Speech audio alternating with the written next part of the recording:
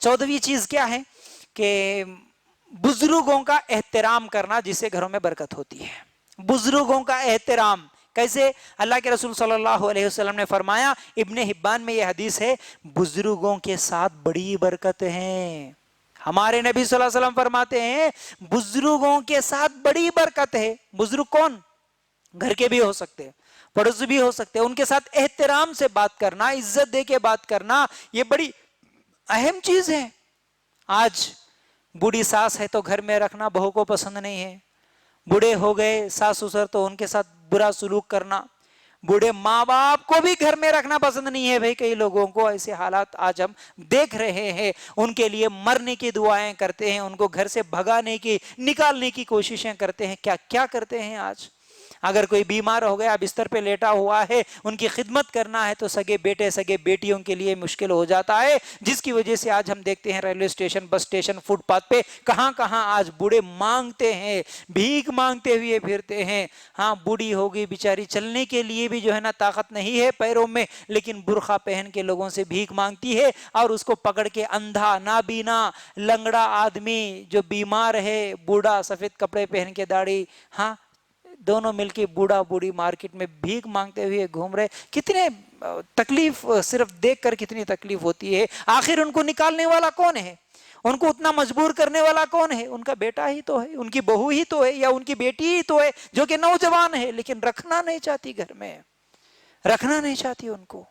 अल्लाह के लिए गौर करना। तो बहरहाल बात याद आ गई तो आप लोगों के सामने ये बात भी रख देता हूं कि हमेशा हमेशा सिर्फ मांगने वालों को ही देना, हमेशा सिर्फ दिखावे के लिए या फिर लोगों में, सोसाइटी में अपना इमेज रखते हुए अलग अलग चीजें, क्या बोलते भाई, लोगों के देने के भी अलग अलग तरीके बन गए बहरहाल। लेकिन ऐसे लोगों को जो मांगे बगैर हमको नजर आते हैं, उनकी भी मदद करना हमारे लिए जरूरी है।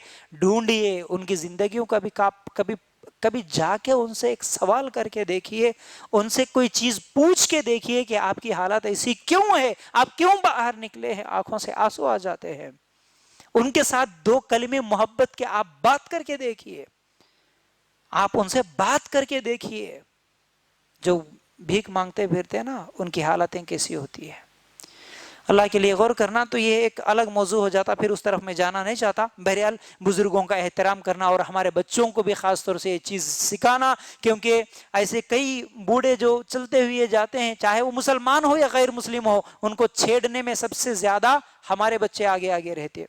उनका मजाक उड़ाना, उनको मारना, हाँ, उनके कपड़े खींचना, ऐसे कितने बदमाशियां जो करते हैं हमारे मुसलमान।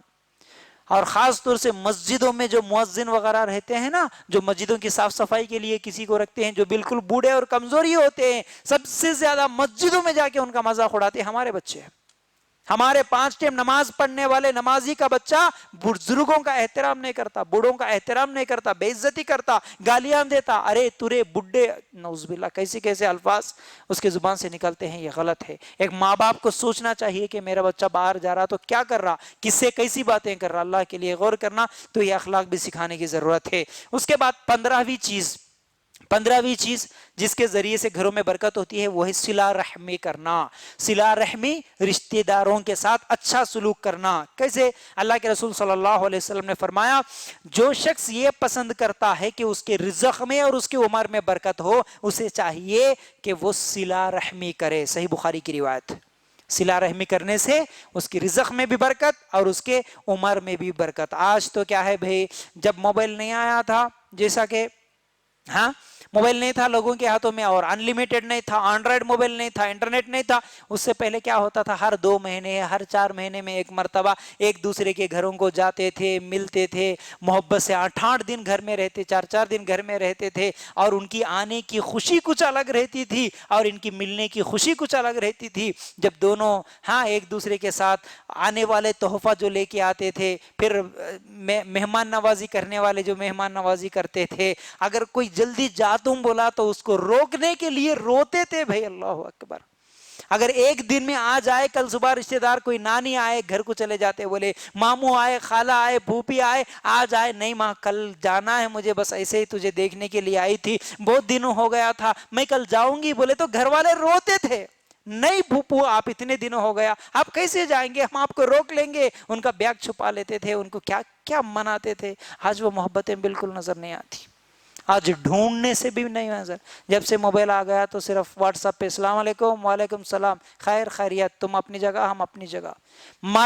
کوئی مر گیا تو ملتے, کسی کی شادی ہوئی تو ملتے, بس اس کے علاوہ ملاقات بالکل بھی نہیں ہے. ایسا ہو گیا آج ہمارے پاس. کون آیا یہ نہیں دیکھا جا رہا, کیسا آیا یہ دیکھا جا رہا.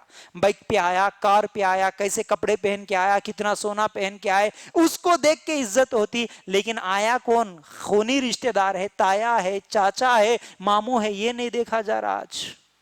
اللہ کے لیے غور کرنا تو یہ بڑی خطرناک چیز ہے صلہ رحمی پہ, کیونکہ میں نے اس سے پہلے بھی بہت بول چکا ہوں, اس لیے ابھی تفصیل کے ساتھ آپ لوگوں کے سامنے باتیں نہیں رکھوں گا. لیکن صلہ رحمی کرنا, رشتوں کو جوڑنا, رشتہ داروں سے بات کرنا, ملاقات کرنا, خیر خیریت پوچھنا, ان کی مشکلوں میں مدد کرنا, سپورٹ کرنا, سمجھ رہے نا, یہ تمام چیزیں صلہ رحمی میں آتی ہیں, جس کی وجہ سے بھی گھروں میں برکت ہوتی ہے.